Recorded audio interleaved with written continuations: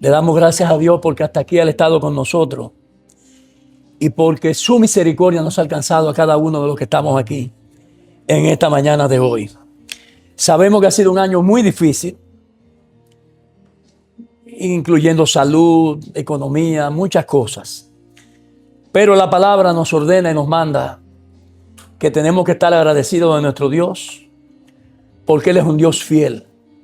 Él es un Dios que en el día a día siempre está con nosotros, fortaleciéndonos, dándonos sus fuerzas para que podamos ser así lo que Él nos ha mandado en esta pequeña obra de los seguidores de Cristo del Ensancho Sama. Por eso te damos gracias, Señor, en esta mañana de hoy,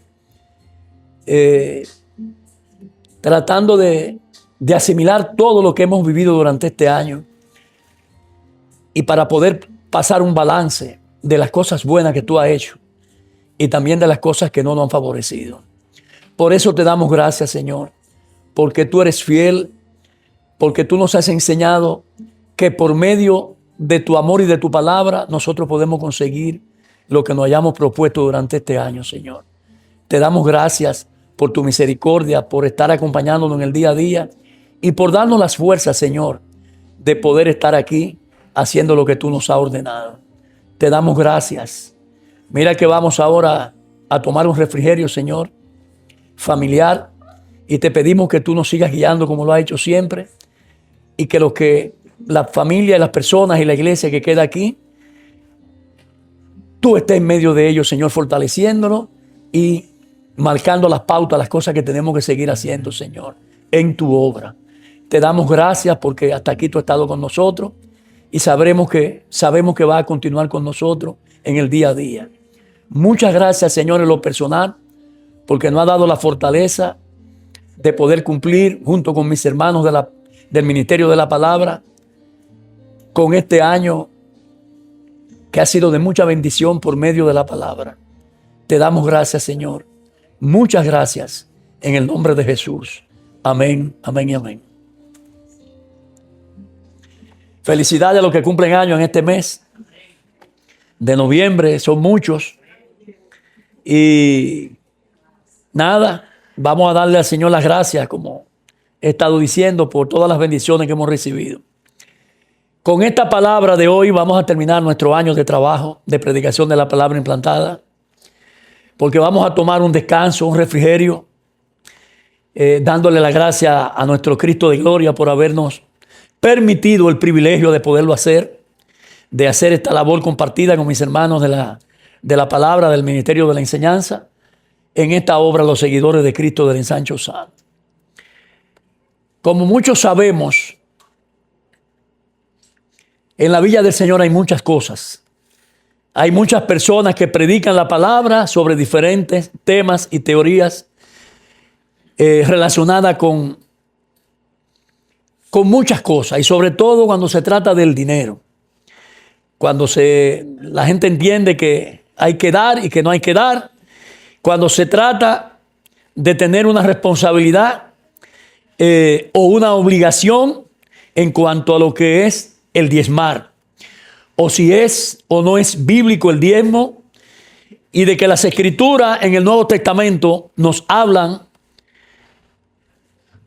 y dice que no hay el por qué vamos a decir que los cristianos tienen la obligación de tener que diezmar, porque en el Nuevo Testamento no se habla ni se dice de esa obligación, de que hay que hacerlo por obligación.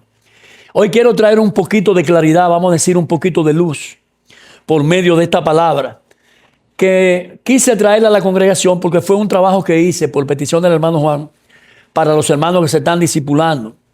Y le hice una transformación para tratar de compartirlo con ustedes, porque nuestra iglesia se ha caracterizado de no tocar mucho este tema, porque siempre ha sido una relación de cada uno de ustedes con el Señor. Y las pocas veces que lo hacemos desde el punto de vista bíblico. Tocar el tema de las ofrendas de los diezmos desde el punto de vista de lo que establece la Escritura.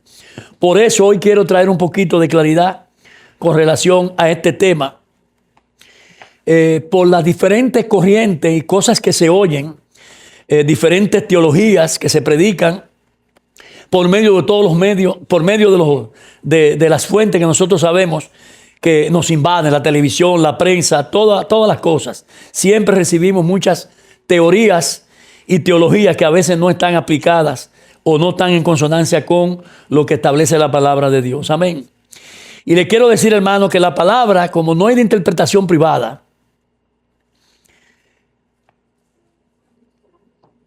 ella misma no necesita ayuda de nadie ni de nadie para que ella misma pueda aclarar lo que se quiera expresar o decir de cualquier texto bíblico en cualquier contexto acerca de un tema de las Escrituras.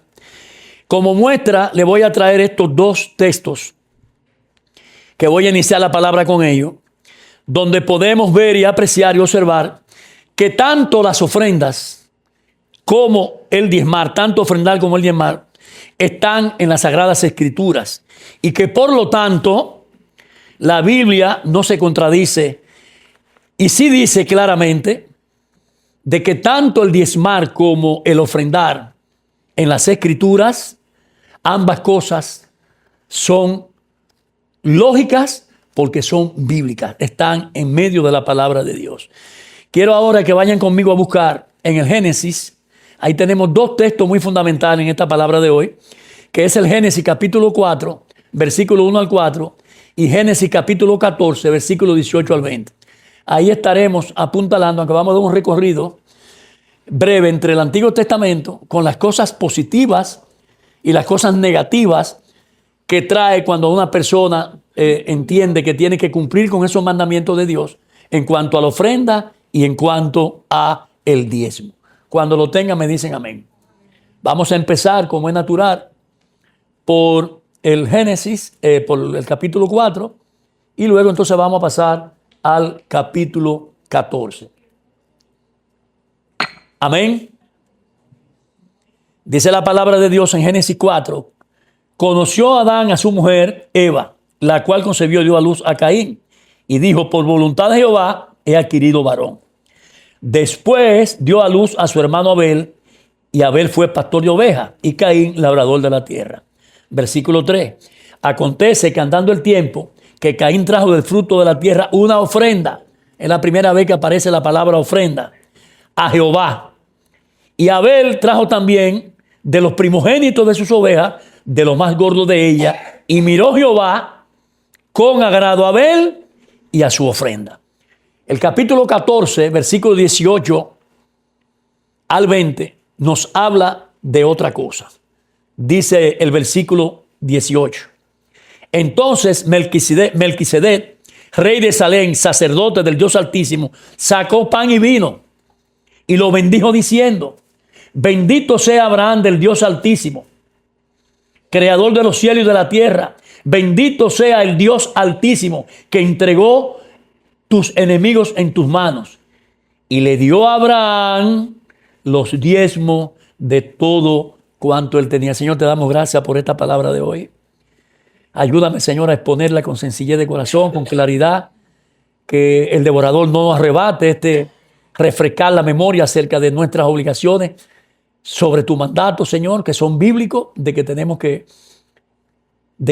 ofrendar y también diezmar, de acuerdo a lo que tú nos hayas provisto en el día a día. Señor, te damos gracias por tu misericordia, por tu amor y por tus provisiones, porque tú eres un Dios proveedor, Jehová Jireh. Todas las cosas de ti dependen, todo viene de ti, toda buena dádiva y todo don perfecto desciende de lo alto, del Padre de las luces, en el cual no hay mudanza ni sombra de variación. Por eso sabemos que, como dice tu palabra, yo Jehová no cambio, hijo de Jacob. Por eso no hemos sido consumidos, por eso te damos gracias, porque tú eres un Dios único y verdadero, creador del cielo y de la tierra, y que ha provisto todos los medios para que tu creación, que somos nosotros, la primera figura creativa de todo lo que tú has hecho, para que nosotros podamos disfrutar de los bienes que tú nos has dado. Te damos gracias, Señor, en el nombre de Jesús. Amén, amén y amén. Miren, hermano, una de las cosas que tenemos que tener bien clara con relación a la palabra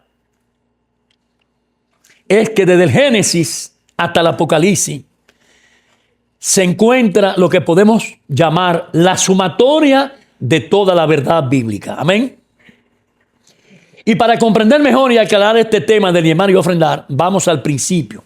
Vamos a ir al origen de la iglesia primitiva, donde vemos la referencia de que no se diezmaba en la iglesia primitiva, es decir, que en el Nuevo Testamento no se encuentra esa práctica de diezmar, pero sí le voy a aclarar, y lo van a ver a través de del desarrollo del mensaje, de que, por ejemplo, cuando usted se va a Lucas, en el capítulo 11, en el capítulo 18, que incluso se parece mucho a lo que dice Mateo en el capítulo 23, de que realmente había una práctica, sobre todo cuando usted ve al fariseo que está orando al lado del publicano. Por eso lo vamos a ver un poquito. Pero si realmente apenas aparecen 4 textos en el Nuevo Testamento donde se habla del término diezmar. Y les quiero significar que en la iglesia primitiva, en el Nuevo Testamento, prácticamente no se hacía esa práctica de diezmar, pero sí se encuentra en el Antiguo Testamento. Y el diezmar consistía en dar la 10ª parte de lo trabajado, de lo producido por una persona en el tiempo de la antigüedad. Y les quiero decir, hermanos, que este hecho se inicia en el Antiguo Testamento y lo vemos en la persona de Abraham, quien da el diezmo en el Antiguo Testamento. Este hecho se registra como el primer diezmo de las Escrituras y se realiza en el momento en que Abraham le entrega la 10ª parte de lo obtenido al sacerdote Melquisedec. Abraham lo hace, entiendan bien, como una forma de acción de gracias por la victoria que Abraham obtuvo frente a sus enemigos. Miren lo que dice el versículo 19 y 20. Y le bendijo diciendo: bendito sea Abraham del Dios Altísimo, creador de los cielos y de la tierra. Y bendito sea el Dios del Altísimo, que entregó tus enemigos en tus manos. Amén. Y le dio a Abraham los diezmos de todo. Es decir, que producto de esa bendición que Jehová le dio a Abraham, no solamente desde el aspecto de los bienes materiales, sino también del poder de vencer a sus enemigos, es una acción de gracia que Abraham hace. Acabamos de ver con este texto de cómo nace y comienza el diezmo en las Escrituras. Pero una cosa en las Escrituras es el diezmo y otra cosa es la ofrenda. Son dos cosas que, aunque intervienen en una actitud de corazón del cristiano, del creyente, son dos cosas distintas. Y la primera descripción que se hace de una ofrenda a Dios, por lo que Él nos ha bendecido a cada uno de nosotros, desde el tiempo de Adán y Eva, lo vemos en este mismo Génesis, que fue el primer texto que le leí, en el versículo del 1 al 4, le voy a leer del 2 al 4. Después dio a luz a su hermano Abel, y Abel fue pastor de ovejas, y Caín fue labrador de la tierra. Y aconteció, andando el tiempo, que Caín trajo del fruto de la tierra una ofrenda a Jehová. Y Abel trajo también de los primogénitos de sus ovejas, de los gordos de ellas, y miró a Jehová con agrado a Abel, ¿y a qué? Y a su ofrenda. Es decir, que en este texto, específicamente del Génesis, vemos a 2 personas que están ofreciéndole una ofrenda a Jehová, más sin embargo, esas 2 ofrendas tienen una posición distinta, tienen un resultado final distinto, totalmente distinto. Porque, por lo que ustedes saben, hubo una ofrenda que llegó con olor fragante a la presencia de Jehová y hubo otra que realmente no le agradó. Amén. Como dice el versículo 4 y 5. Y Abel trajo también de los primogénitos de su oveja, de los más gordos de ella, y miró a Jehová con agrado a Abel y a su ofrenda.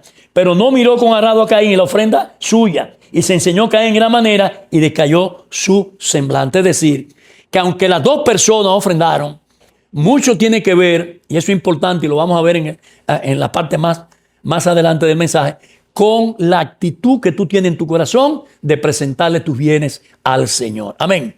Como todos sabemos, la persona de Caín y Abel es la que se está refiriendo aquí este texto de Génesis capítulo 4. Ahora bien, la pregunta aquí es: ¿cuál fue el mover de la iglesia primitiva entre los hermanos de la congregación en aquella época? La respuesta la vamos a ver, y quiero que sigan conmigo, en el libro de los Hechos, capítulo 2, en el versículo 40 al 47.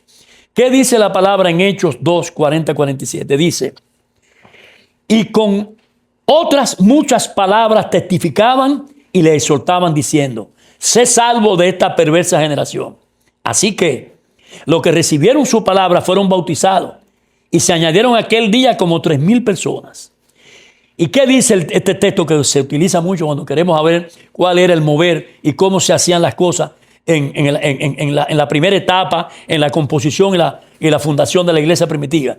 Y perseveraban en la doctrina de los apóstoles, en la comunión unos con otros, en el partimiento del pan y en la oración. Ahora bien, versículo 43. Y sobrevino temor a toda persona y muchas maravillas y señales eran hechas por parte de los apóstoles. Todos los que habían creído estaban juntos y tenían en común todas las cosas. Y vendían sus propiedades y sus bienes y los repartían a todos según su necesidad de cada uno. Y perseverando unánime cada día en el templo, partiendo el pan en las casas, comían juntos con alegría y sencillez de corazón, alabando a Dios y teniendo favor con todo el pueblo. Y el Señor añadía cada día a la iglesia los que habían de ser salvos. Amén, hermanos. ¿Qué podemos nosotros ver aquí? Aquí hay 4 cosas muy poderosas. Que se puede hablar de una devoción de parte de un cristiano. Son fundamental en el inicio de la iglesia primitiva. Número 1, el partimiento del pan, que probablemente constituía una referencia directa a la cena del Señor como parte de una comida quizás regular.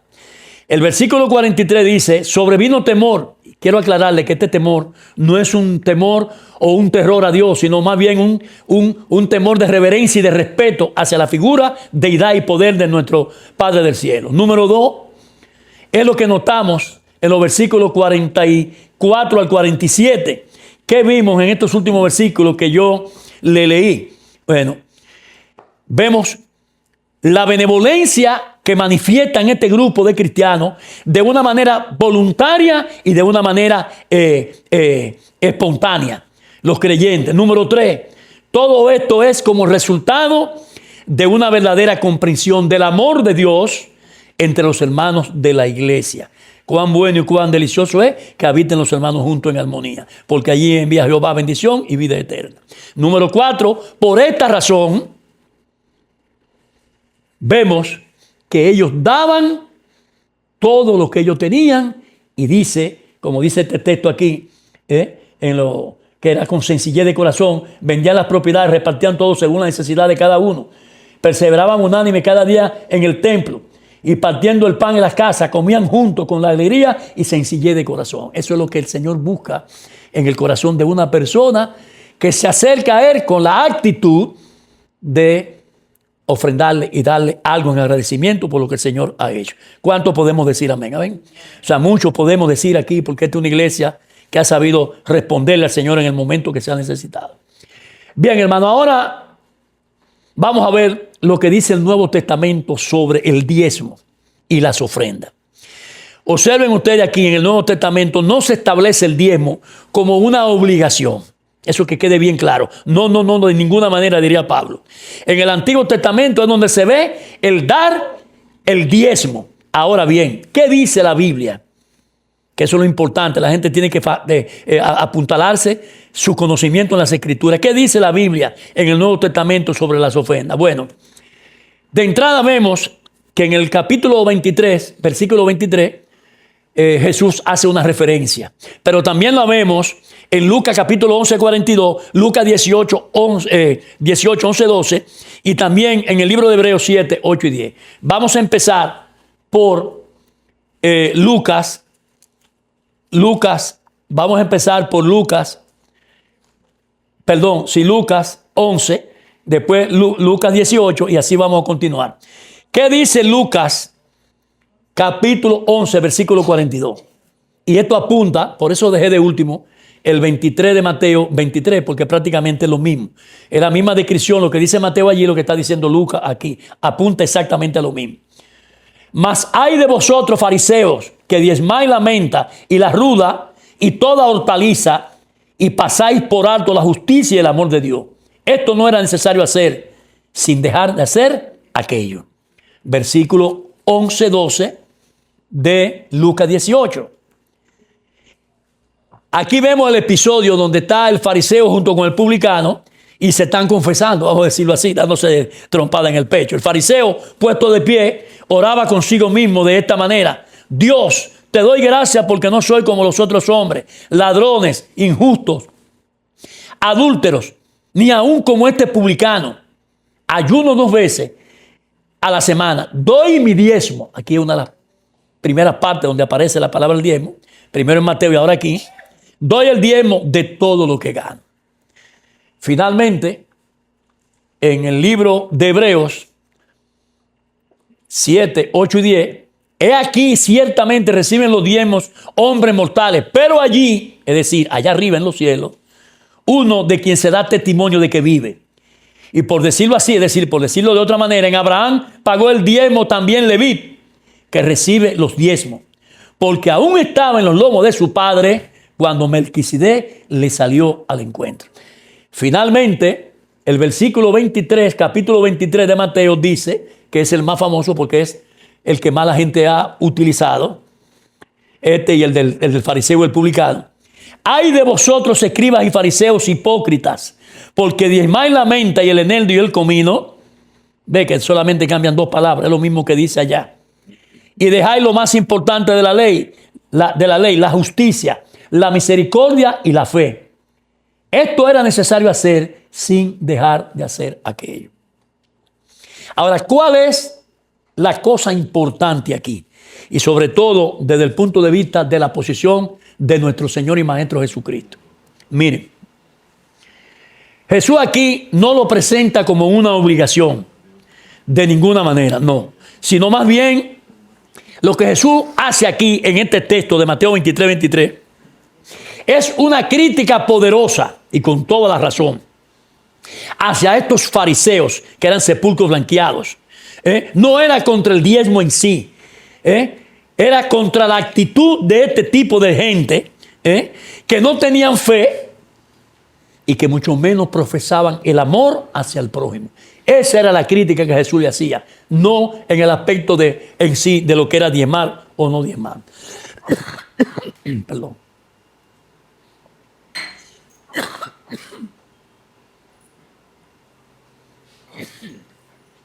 Finalmente, le voy a decir que en el Nuevo Testamento lo que se hace es, y eso es lo que vamos a ver a partir de ahora, que se anima al hermano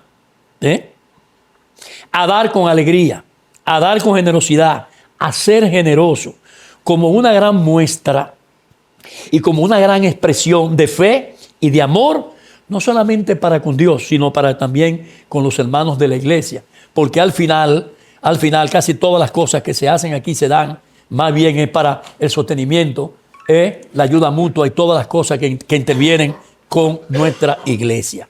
Bíblicamente hablando, lo que le quiero decir ahora es que acabamos de ver el primer diezmo y la primera ofrenda que se registra en las Escrituras. Lo vimos en estos 2 textos, en el capítulo 4 y en el capítulo 14. Ahora bien, seguidores de Cristo, vamos a ver ahora cuáles son las consecuencias negativas cuando uno toma una actitud de aborrecer al Señor, de no agradar al Señor. ¿Cuáles son las consecuencias negativas cuando no diezmamos con los bienes y riquezas que el Señor pone en nuestras manos, con lo que nosotros producimos? Que Él nos provee porque todo viene de parte de Él. Vamos a ver 3 textos fundamentales con esto. De la parte negativa de desagradar a Dios cuando no actuamos conforme al mandato de diezmar y ofrendar. Vámonos al primero, que es el más poderoso de todos. Vámonos a Hechos capítulo 5, versículo 1 al 10. Un texto muy famoso que todo el mundo lo sabe. Porque mucha gente se pregunta, ¿y cómo va a ser que por una simple mentira esta gente los 2 murieran? Bueno, esas son las cosas de Dios. Él es el que tiene el poder. No se le puede ni blasfemar al Espíritu Santo. Y estas personas cometieron ese grave error. Dice la palabra de Dios: pero cierto hombre llamado Ananías, con Zafira su mujer, vendió una heredad y sustrajo el precio, sabiendo también su mujer, y trayendo solo una parte, lo puso a los pies de los apóstoles. Y dijo Pedro, Ananías, ¿por qué llenó Satanás tu corazón para que mintiese al Espíritu Santo? Y sustrajese el precio de la heredad. Reteniéndola, le pregunta a Pedro, ¿no se quedaba en tu mano? Y vendida, ¿no estaba en tu poder? ¿Por qué pusiste esto en tu corazón? No has mentido a los hombres, sino a Dios. Al oír esto, Ananías, esta palabra cayó y expiró, y vino un gran temor sobre todos los que le oyeron. Y levantándose los jóvenes, lo envolvieron, se supone que en una sábana, en un lienzo, sacándolo, lo sepultaron. Pasando un lapso como de 3 horas, sucedió que entró su mujer, no sabiendo lo que había acontecido. Entonces Pedro le dijo a ella igual, dime, ¿vendiste tanto la heredad? Y él le dijo, sí, en tanto. Y Pedro le dijo, ¿por qué conviniste a tentar al Espíritu del Señor? He aquí, a la puerta, a los pies tuyos, están los que sepultaron a tu marido, y a ti también te sacarán. Al instante ella cayó a los pies de él y expiró, y cuando entraron los jóvenes, le hallaron muerta. La sacaron y la sepultaron junto a su marido. Y vino aquí un gran temor sobre toda la iglesia y sobre todos los que oyeron estas cosas. La primera poderosa consecuencia de una actitud de desagradar a Dios por medio de una actitud de corazón. El problema no es lo que tú des, sino cómo tú lo vas a dar. Aquí Ananías y Zafira fueron juzgados de un acto de engaño, de hipocresía, de mentira, y lamentablemente tanto el engaño como la mentira es abominación ante los ojos de Jehová. Para Dios eso es un pecado poderoso, igual que matar, fornicar y hacer todas las cosas malas. Esto que le sucedió a ellos fue por haber decidido, no solamente quizás por haber decidido la propiedad personal, porque ellos, si la vendieron, tenían que dar. Lo que pasa es que no violentaron las reglas que estaban establecidas, como establece el versículo 4. Quizás no fuera esa la causa. La verdadera causa de este castigo, esta ofrenda pequeña, puede parecer quizás injusta, intolerante, de poca misericordia de parte del Señor, pero había algo muy importante. Y quizás yo creo que por eso esto no se ha vuelto a ver más. Fue un momento crucial en el momento que se estaba formando la iglesia. Habían personas que Dios había puesto como una autoridad que había que respetar y que al mismo tiempo había que salvaguardar esa actitud, esa pureza de corazón de que la gente entendiera que no se estaba jugando. Que lo que Dios pide, tú debes de tratar de complacerlo y de dar lo que Él te pide. Número 1, era necesario establecer una autoridad apostólica en la iglesia, salvaguardar esa misma pureza. Y número 2, lo que podemos ver en Malaquías, capítulo 3, Malaquías capítulo 3, versículo 6 al 9. ¿Qué dice Malaquías como el segundo ejemplo de cuando hacemos las cosas que no le agradan al Señor? Porque yo, Jehová, no cambio. Por eso, hijo de Jacob, no habéis sido consumidos. Desde los días de vuestros padres os habéis apartado de mis leyes y no las guardasteis. Volved a mí y yo me volveré a vosotros, ha dicho Jehová de los ejércitos. Mas dijiste, ¿en qué hemos de volvernos? Versículo 8. ¿Robará el hombre a Dios? Se pregunta el profeta. Pues vosotros me habéis robado. Y dijiste, ¿en qué te hemos robado? Oh, en vuestros diezmos y en vuestras ofrendas. Y entonces oigan aquí la parte negativa. Maldito soy con maldición, porque vosotros, nación toda, me habéis ¿qué? Robado, me habéis ¿qué? Retenido lo que era de Jehová. Y es que aunque el Señor, oigan bien, condena la corrupción, condena la hipocresía, condena la mentira, las inmoralidades de su pueblo, como dice de arriba, Él no nos ha consumido porque Él es Jehová y Él no cambia. Nosotros no tenemos la razón de por qué esperar, perder la esperanza de que Él va a seguir obrando a nuestro favor y que nunca dejará de ser lo que Él es, el Dios que Él es todopoderoso. La razón no depende de ti, porque tú eres como el hombre de doble ánimo que habla y dice allá en el capítulo 1, Santiago. Jehová no es así. Jehová no cambia. Versículo 6. Porque yo Jehová no cambio. Por esto, hijo de Jacob, no habéis sido consumidos. Nuestro Dios es un Dios fiel que cumple las promesas, cumple su pacto y no abandonará nunca a su pueblo por medio de lo que Él le da, por medio de su palabra en sus promesas. Por eso, los exhorta a volverse a mí y yo me volveré a vosotros. Finalmente, número 3, ¿qué dice Génesis capítulo 4? Volvemos al origen, al principio. Génesis capítulo 4, ¿qué dice en los versículos 3 al 5? Y aconteció andando el tiempo que Caín trajo del fruto de la tierra una ofrenda a Jehová. Y Abel trajo también de los primogénitos de sus ovejas, de lo más gordo de ellas. Y miró Jehová con agrado a Abel y su ofrenda. Pero, versículo 5, no miró con agrado a Caín en la ofrenda suya. Y se enseñó Caín en gran manera y decayó su semblante. Entonces dijo Jehová a Caín: ¿por qué te has enseñado? ¿Por qué te ha decaído tu semblante? Si bien hicieres, no será enaltecido. Y si hicieres el bien, el pecado está a la puerta. Con todo esto, a ti será tu deseo y tú te enseñarás de él. Y dijo Caín a su hermano Abel: salgamos al campo. Aconteció que estando ellos en el campo, Caín se levantó contra su hermano Abel y lo mató. Comete homicidio, asesina a su propia sangre. Seguidores de Cristo, lo que notamos aquí es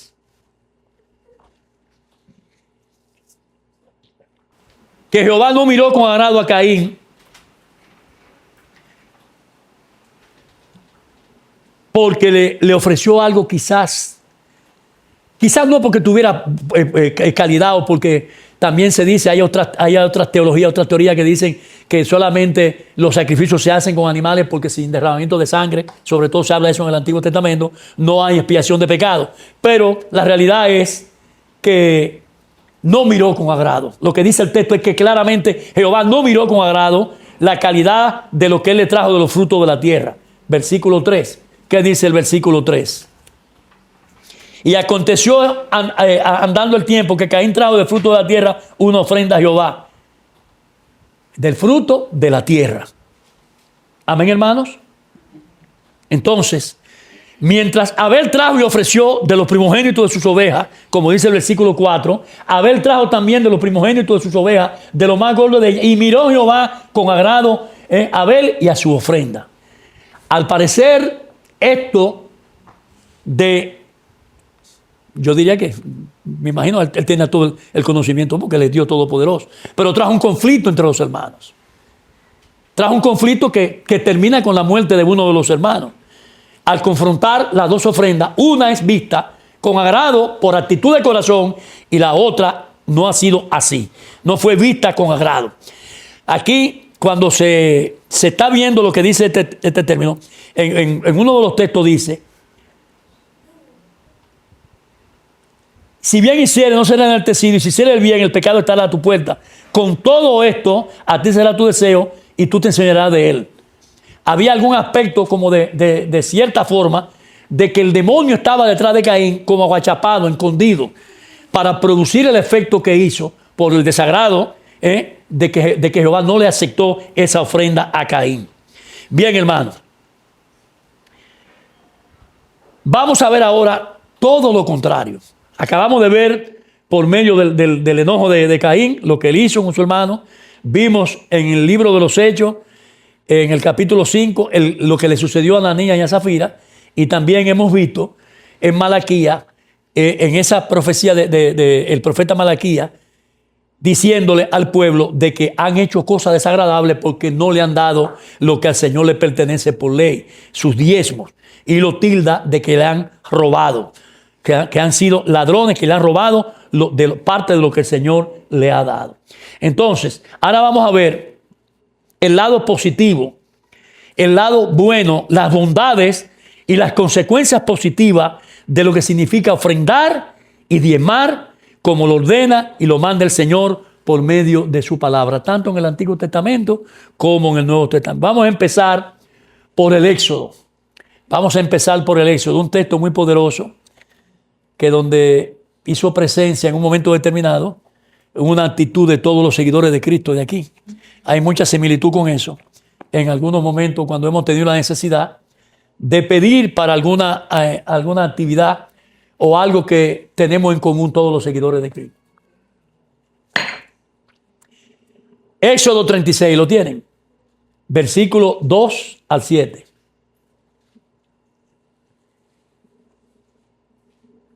Se lo voy a leer desde el 1. Así pues, Bezaleel y a Oholiab, y a todo hombre de sabio corazón, a quien Jehová dio sabiduría e inteligencia para saber hacer toda la obra del servicio del santuario, harán todas las cosas que ha mandado Jehová. Hay un mandamiento de hacer un tabernáculo, un santuario. Versículo 2. Moisés llamó a Bezaleel y a Oholiab y a todo varón sabio de corazón, en cuyo corazón había puesto Jehová sabiduría. Todo hombre a quien su corazón le movió a venir a la obra para trabajar en ella. Y tomaron delante de Moisés todas las ofrendas que los hijos de Israel habían traído para la obra del servicio del santuario, a fin de hacerla. Y ellos seguían trayendo la ofrenda voluntaria cada mañana. Es decir, que era todos los días. Aquí ya no era la semana ni al mes, sino era todos los días. Y hablaron a Moisés diciendo: el pueblo trae mucho más de lo que se necesita para la obra que Jehová ha mandado que se haga. Entonces Moisés mandó a pregonar por el campamento diciendo: ningún hombre ni mujer haga más para la ofrenda del santuario. Así se le impidió al pueblo ofrecer más, pues tenían, dice el versículo 7, material abundante para hacer toda la obra. ¿Y qué dice? Y sobraba. Nosotros tuvimos una hermosa experiencia aquí como iglesia hace ya 2 años, cuando estábamos remodelando esto, que se pidió la ayuda de todos y quizás no dio para sobrar, pero sí dio para poder cumplir. Y eso, bendito es el nombre del Señor. Amén. Ahí los seguidores de Cristo se anotaron un punto fuerte. ¿Qué vemos aquí nosotros? Lo que vemos es este ejemplo que nosotros dimos aquí también. Que la iglesia, cuando se propone hacer algo, edificar un templo para la adoración de su Dios todopoderoso, Jehová de los ejércitos, Jesucristo su Hijo, se hace necesario contar con 2 elementos fundamentales: el apoyo y la participación y los recursos de cada uno de los hermanos de la congregación. Eso es precisamente lo que se muestra aquí en esta enseñanza de este texto de Éxodo capítulo 36. Aquí vemos a todo el pueblo de Dios aportando todo lo suficiente cuando su líder Moisés le pide ofrendar para la construcción del tabernáculo. Fue tanto el apoyo y el resultado positivo que el propio Moisés tuvo que ordenar y pedirle al pueblo que no dieran más.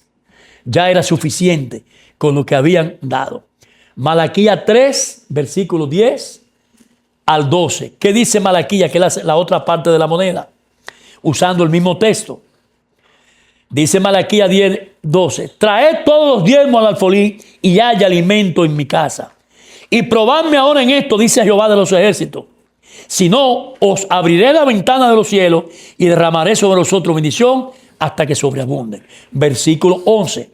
También reprenderé por ustedes, por vosotros, al devorador, y no os destruirá el fruto de la tierra, ni de vuestra vid en el campo será estéril, dice Jehová de los ejércitos.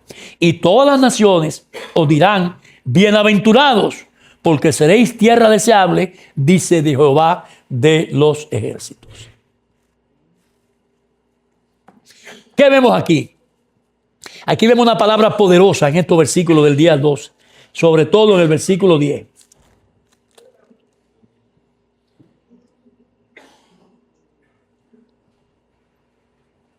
Traed todos los diezmos al alfolí y hay alimento en mi casa. Probadme ahora en esto, dice Jehová de los ejércitos. Si no, abriré la ventana de los cielos y derramaré bendiciones a vosotros hasta que ¿qué?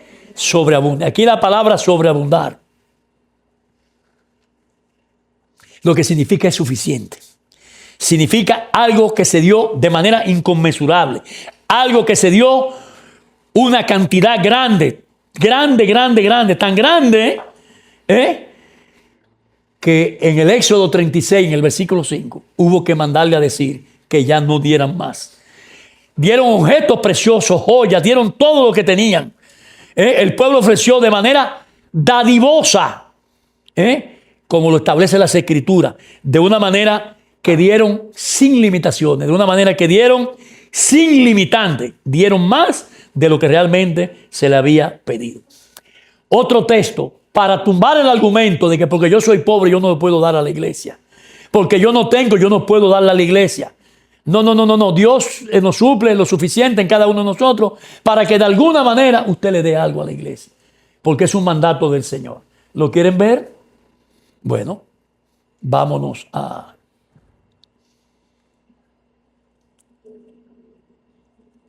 a Marcos, capítulo 12, versículo 41 al 44. Cuando lo tengan me dicen amén.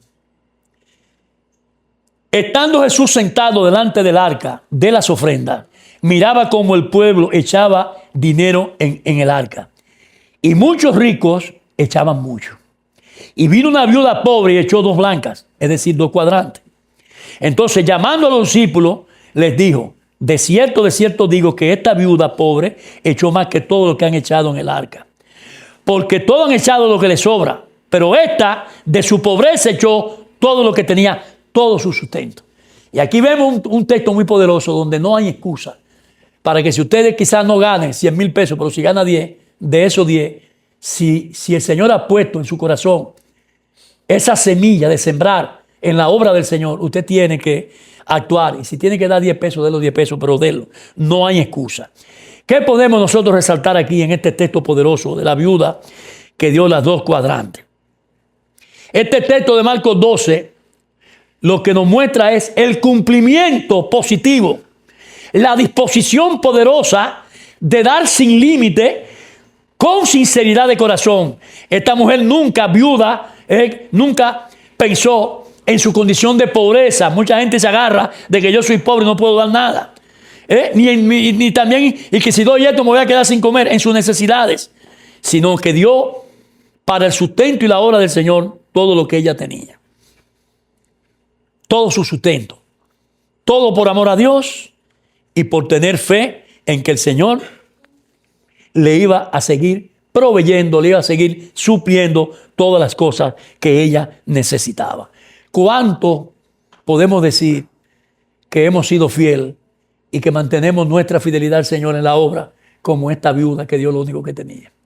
¿Cuánto podemos decir amén? Señores, todo el que ofrenda y diezma aquí diga amén. ¿O me lo van a dejar a mí solo?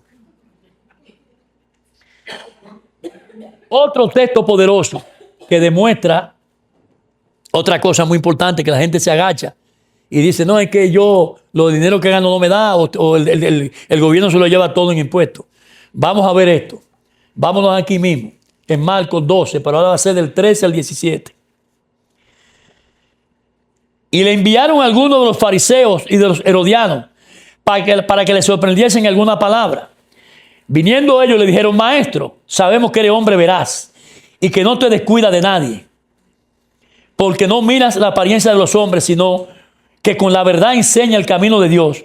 ¿Es lícito dar tributo al César o no? ¿Daremos o no daremos? Mas él, percibiendo la hipocresía de esta persona, de ellos, le dijo: ¿por qué me tentáis? Traerme la moneda para que la vea. Ellos le trajeron la moneda y él le dijo: ¿de quién es esta imagen y de quién esta inscripción? Ellos le dijeron: de César. Respondiendo Jesús le dijo: da a César lo que es del César y a Dios lo que es de Dios. Y se maravillaron, termina el versículo diciendo el texto, se maravillaron de la poderosa respuesta que lo dejó sin aire a esos fariseos y herodianos. Aquí vamos a observar 2 cosas muy importantes. Hermano, tanto la ley como las autoridades que Dios ha puesto para gobernarnos son para obedecerla. Recuerden lo que dice allá Romanos capítulo 13, de que el que se resiste a la autoridad está resistiéndole a Dios. Han sido puestas esas autoridades para obedecerla y cumplir con lo que ellos nos imponen. ¿Qué nos quiere dejar dicho esto? Bueno, que una cosa es el mandato y las leyes de los hombres, y otra cosa es y son los mandamientos morales que Dios nos da para cumplirlos. Por lo tanto, a la pregunta con mala intención de estos fariseos y herodianos al Señor, el Señor le da una respuesta contundente y muy poderosa, rotunda y categórica. ¿Es ilícito de dar tributo al César? El Señor le respondió: da a César lo que es del César y a Dios lo que es de Dios. Lo que deja muy claro, claramente establecido a través de las Sagradas Escrituras, que el cristiano tiene que dar respuesta a estas 2 cosas, a estas 2 peticiones: al Estado como el gobierno, y a Dios y a la iglesia como nuestro gobierno y nuestro Dios espiritual, nuestro Rey. Bien, hermano, con estos últimos textos del apóstol Pablo, en los Corintios y los Filipenses, voy a dar por terminada mi participación aquí durante este año como hermano que trae la palabra.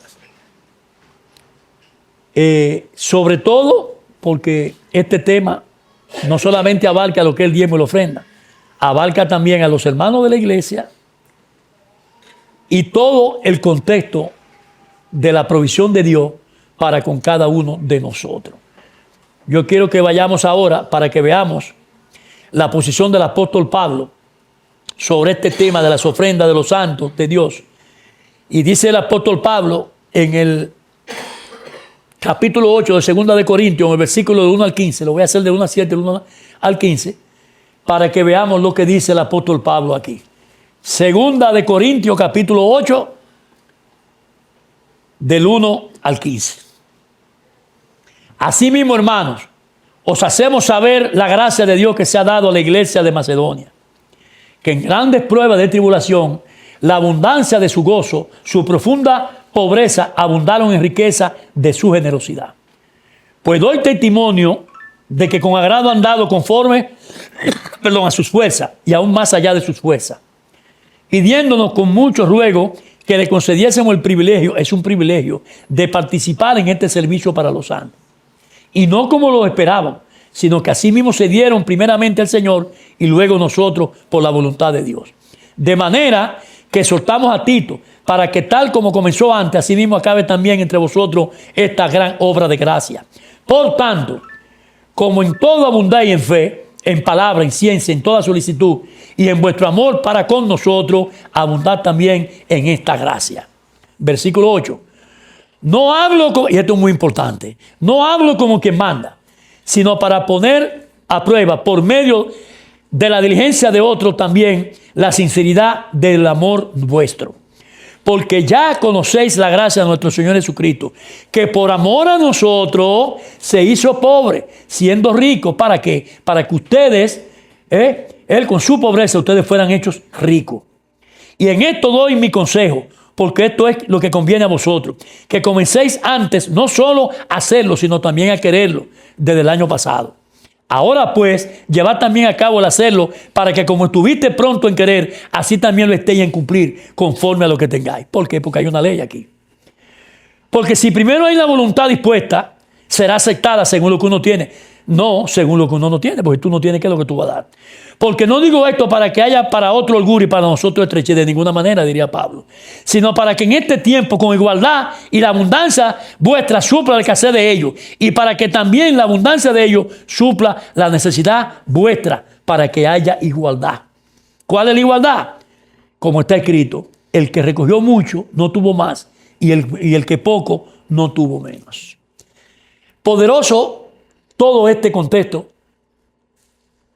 que nos dice varias cosas.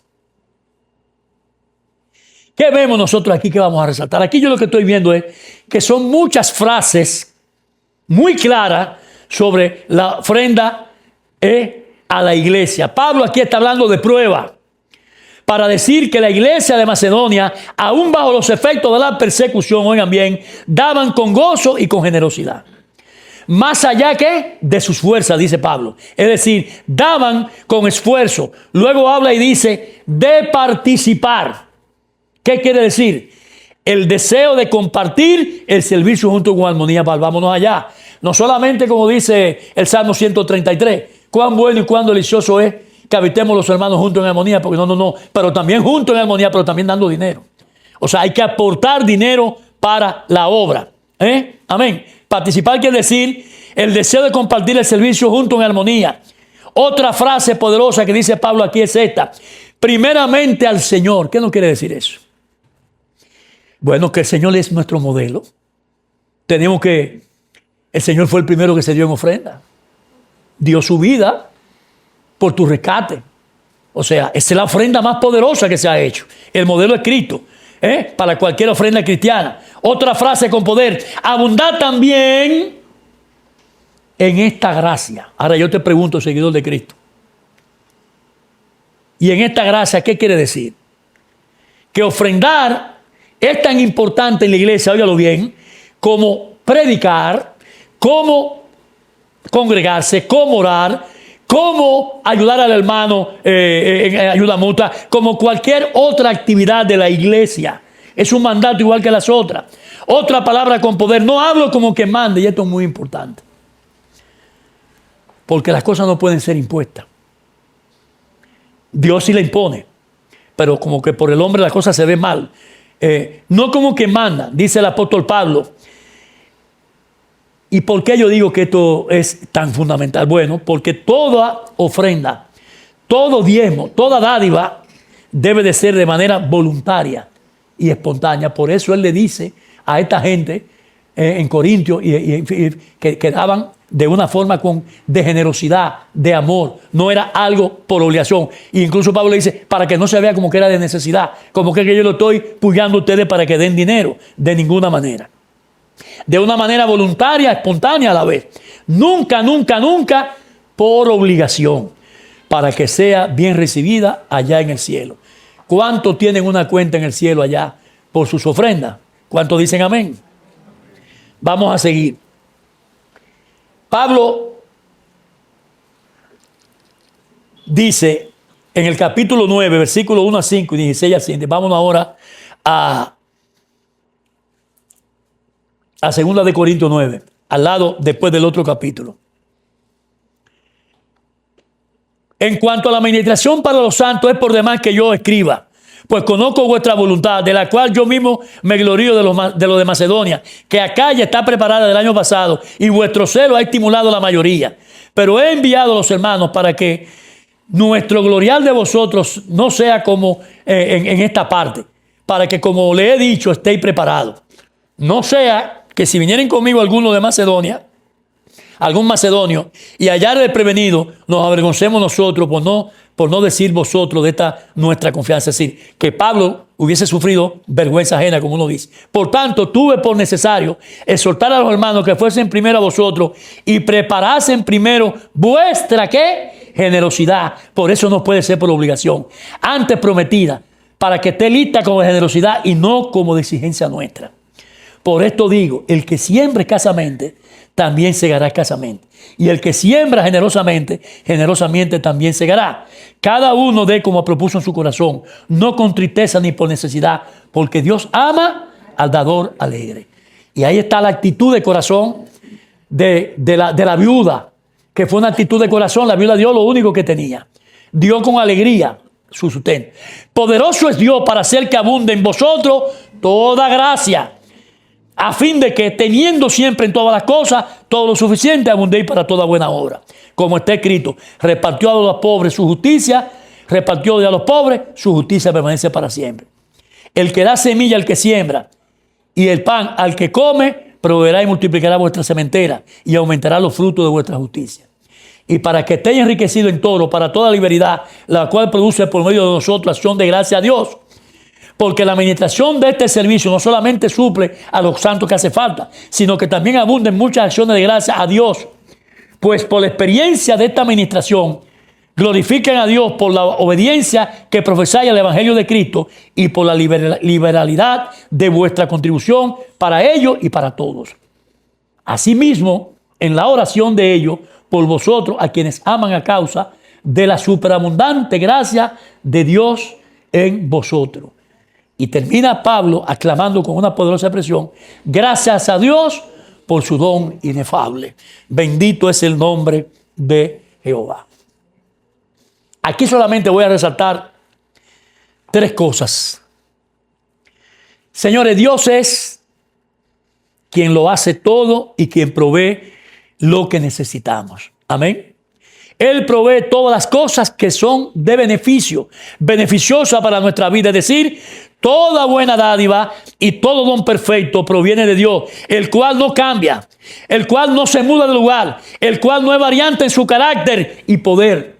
Eso en pocas palabras es lo que dice Santiago allá en el capítulo 1, versículo 17. Toda buena dádiva y todo don perfecto desciende de lo alto, del Padre de la luz, en el cual no hay mudanza ni sombra de variación. Número 2, a cada uno se nos da con suficiencia, aún con abundancia, de tal manera que podamos hacer buenas obras. Se nos bendice a fin de que podamos ser de bendiciones para otra persona. Y aquí la palabra contentamiento, competencia y suficiente son las palabras que le van enseñando al creyente en el día a día que ha sido en verdad una bendición para otros. Estas cualidades Dios las va dando poco a poco. Van apareciendo en la medida en que el Señor lo hace y lo hace prosperar a ustedes. Por eso Pablo dice allá en el versículo 6 del capítulo 1, estando persuadido de esto, que el que comenzó en nosotros la buena obra, la va a perfeccionar hasta la llegada de nuestro Señor Jesucristo. Es decir, que con el caminar en el día a día con Dios, usted se va a ir perfeccionando. Y Dios, en la forma en que va prosperando su alma, conforme a lo que usted está haciendo por el reino, entonces Dios le va a seguir previendo. Número 3. Que el Dios que puso en tus manos la semilla de la siembra es quien te resuelve tus necesidades básicas y quien te hace multiplicar tu siembra. El Señor te concede abundancia para que puedas compartirla con gozo, amor y paz. Estos son parte de los frutos del Espíritu Santo. Y yo te pregunto, ¿sabes tú cómo se llaman estos frutos del Espíritu Santo? Fruto de justicia. ¿Pero de cuál justicia? No es la tuya, seguidor de Cristo, es la justicia de Cristo. Amén. Con este texto de Filipenses doy por terminado este mensaje. Filipenses 4, y aquí terminamos. El versículo 13, el 9.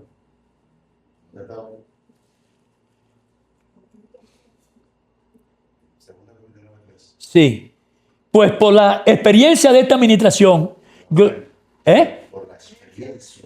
por la experiencia de esta, bueno, es lo mismo, la práctica. Por la experiencia que viven los hermanos, mediante esta administración glorifican a Dios. Por la obediencia, sí que fue.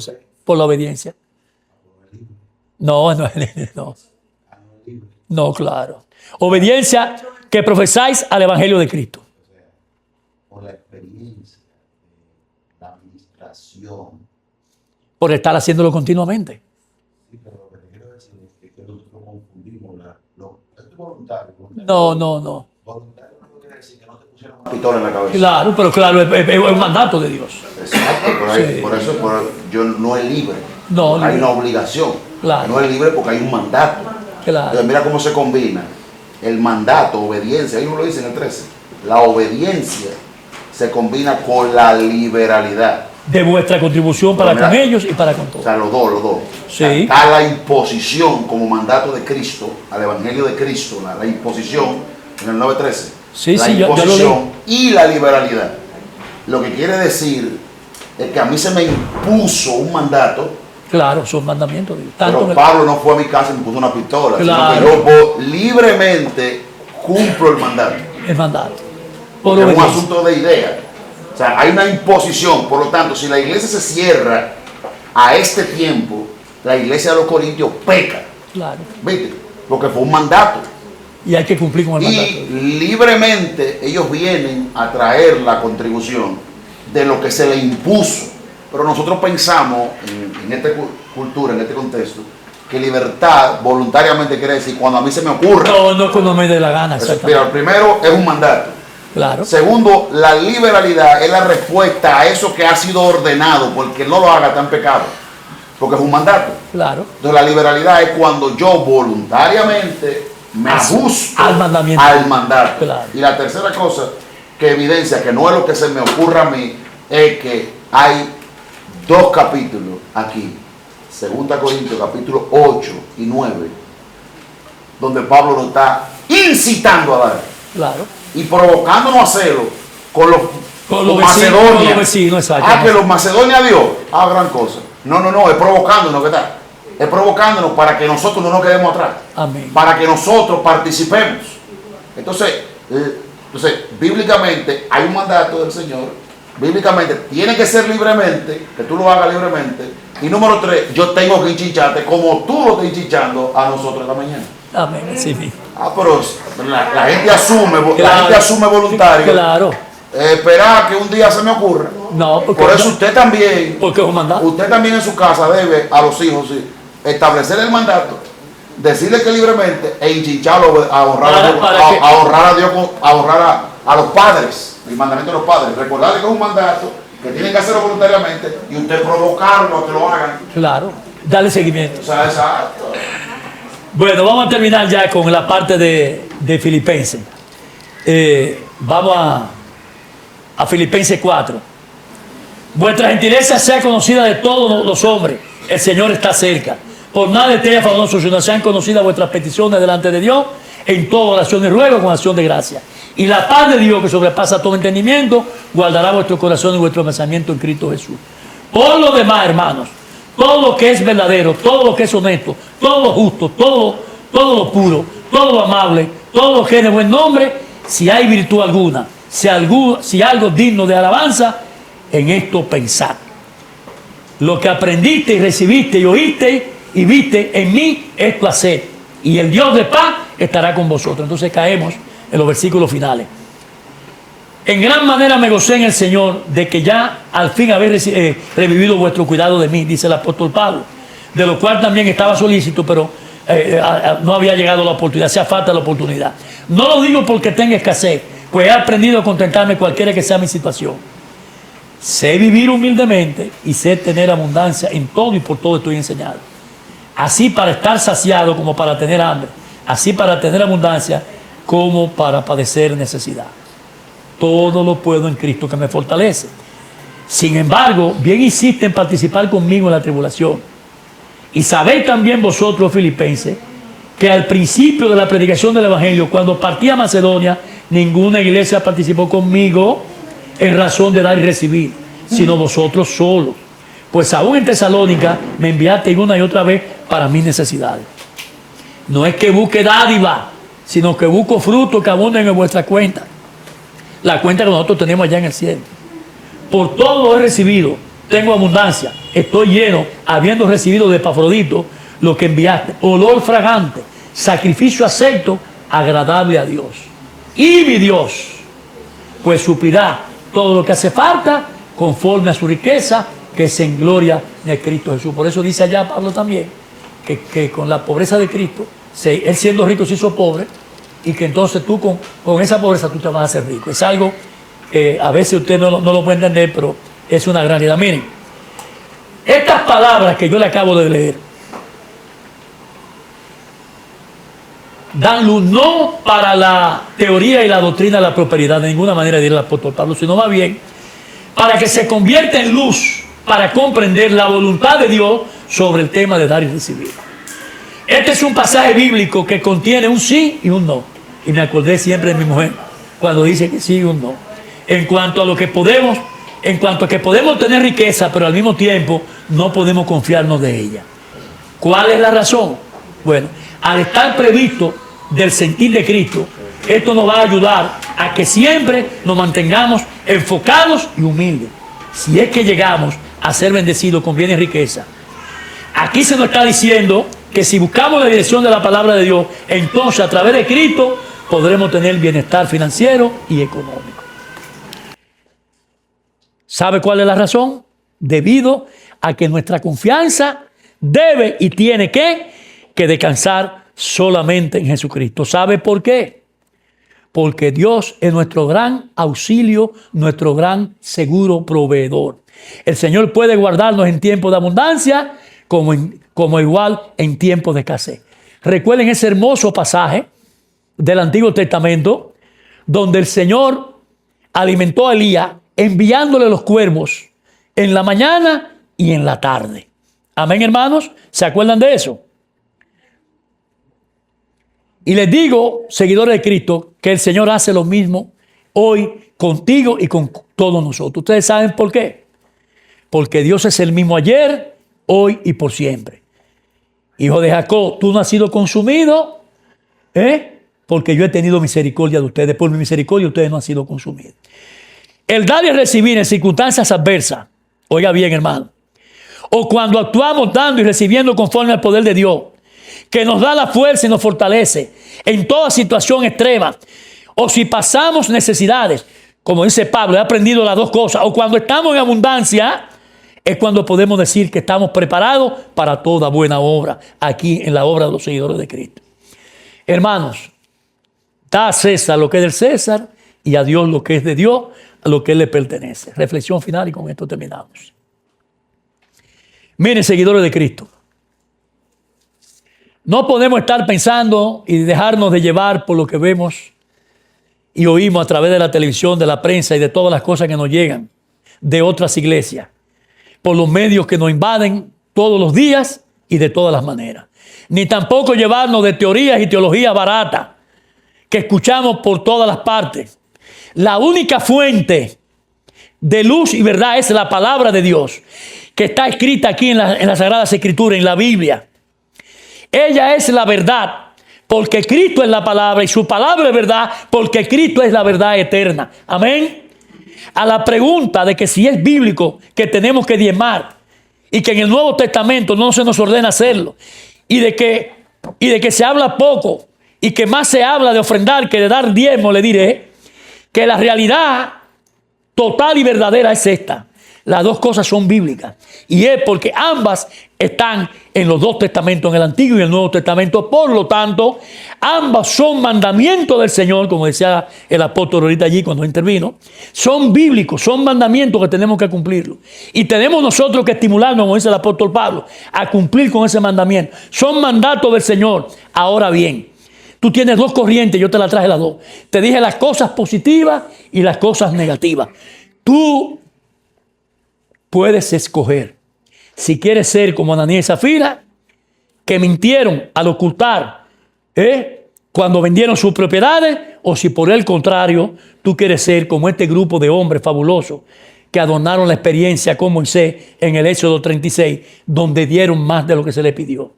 O como la viuda de Marcos 12, 41, 44. Que la viuda dio lo único que tenía, 2 monedas, 2 cuadrantes. Miren, hermano, se nos ha dicho y se nos ha enseñado que las escrituras desde el Génesis hasta el Apocalipsis es donde está la suma y la verdad de toda la explicación bíblica acerca de Cristo y nuestro Padre Celestial. Porque la palabra es Cristo y Cristo es la gran verdad. Y en las escrituras la palabra dada, inspirada por Dios, es la que nos dice en el Antiguo Testamento que hay un mandato de dar el 10% de las primicias de lo obtenido de nuestro trabajo. En el Nuevo Testamento el apóstol Pablo nos dice claramente que debemos de dar con alegría y generosidad de corazón. Y le voy a decir algo, este texto que le voy a traer, algo que con él termino, del gran sabio y rey Salomón. Quiero compartir una conversación que tuve con mi querida hermana Teresa, y la honro con ella con esto. ¿Qué dice el rey sabio Salomón en el capítulo 3, donde yo lo he enfocado de otra forma, y ahora voy a aplicar estos 2 versículos de otra manera? Fíjate de Jehová de todo tu corazón y no te apoyes en tu propia prudencia. Reconócelo en todos tus caminos y él enderezará tus veredas. No seas sabio en tu propia opinión. Teme a Jehová y apártate del mal, porque será medicina a tu cuerpo y refrigerio para tus huesos.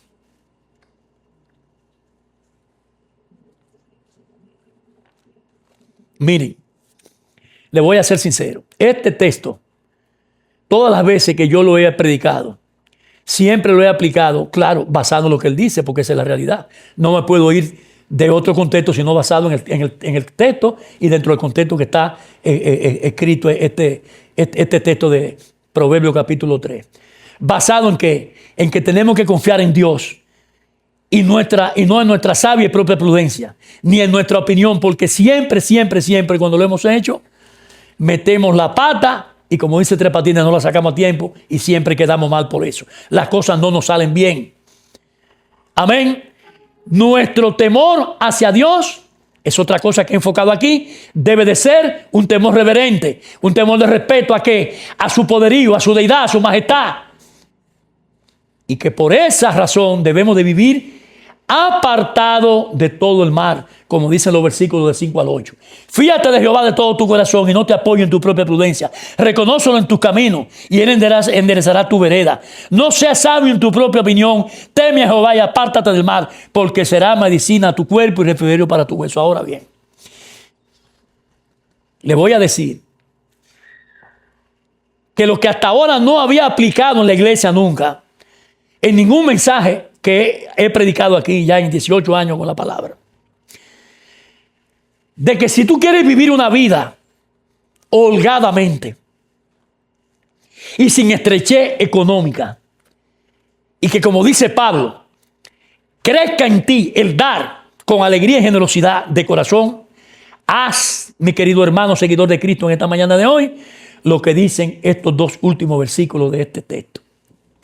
Versículo 9. Honra a Jehová con tus bienes y con las primicias de todos tus frutos. Serán llenos tus graneros con abundancia y tus lagares rebosarán de mosto. Hermano, no hay teoría ni teología más acertada que estos dos textos. Honra a Jehová con tus bienes y con la primicia de todos tus frutos. Serán llenos tus graneros con abundancia y tus lagares rebosarán de mosto. Esto es el todo del hombre. El temor reverente a Jehová y el honrarlo con tus bienes a este Dios poderoso que ha sabido darte salvación y vida eterna. Muchas gracias, Señor. A Él sea la honra, la gloria por los siglos de los siglos. Amén. Señor, te damos gracias. Hoy es un día de acción de gracias para mí, para Daisy y para muchos seguidores de Cristo. Te damos gracias, Señor, porque tú has provisto lo suficiente para poder hacer este viaje, aún en tiempos de dificultad, aún en tiempos de estrechez. Y por eso te damos gracias, Señor, porque tú has sido fiel. Nosotros hemos tratado de ser fiel y hemos creído que hemos tratado de cumplir y ser fiel a tu ordenanza, Señor. Por eso en este momento nos queda dar gracias. Solamente darte gracias, Señor, porque por medio de tu misericordia, como le dijiste a ese grupo a través de la boca de Malaquías, que por tu misericordia nosotros hemos sido consumidos. Nos manda a volvernos hacia ti. ¿Pero para qué? Para que podamos disfrutar de todos los beneficios, de todas las bondades, de toda la gracia que hay por medio de Cristo para con nosotros. Señor, te damos gracias. Sabemos que solo no podemos hacer nada, que en el día a día tú estás caminando con nosotros para que al final del día podamos decir, gracias, Señor, porque tú has estado con nosotros. Ebenecer, hasta aquí Dios ha estado con nosotros. Te damos gracias, Señor, por Jesús, el autor y el consumador de nuestra fe, quien obvió el oprobio por el sacrificio que hizo una única vez y para siempre suficiente para podernos hacer acepto ante tu presencia, Señor. Te damos gracias por eso. Hay miles de razones por qué darte gracias hoy y cada día cuando nos levantamos y vemos la luz del día. Gracias por las dificultades de este año, porque de verdad que nos ha hecho crecer, Señor. En el fuego es que las piedras preciosas y el hierro se funden y toman su fortaleza y su valor y su belleza. Necesitamos que tú nos sigas fortaleciendo. Si nos tienes que pasar por fuego, hazlo, Señor. Y si tienes que enseñarnos otra lección, estamos dispuestos a aprenderla. Te damos gracias, Señor. Tenemos que confiar en ti. Ser fiel, porque tú eres fiel. Y nos enseña en tu palabra que tenemos que ser fiel. Te damos gracias, Señor.